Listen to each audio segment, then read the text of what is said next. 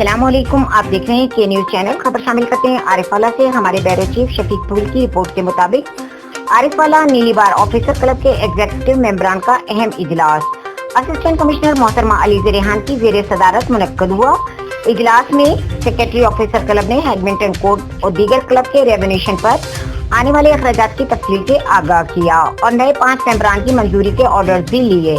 इस मौके पर असिस्टेंट कमिश्नर अलीज़ा रेहान ने क्लब के तमाम तर इंतजामात को तसल्ली बख्श करार दिया। याद रहे कि नए बनने वाले 5 मेंबरान में चेयरमैन मरकजी अंजुमन ताजरान राना आसिफ अमीन का नाम सरे फहरिस्त रखा गया।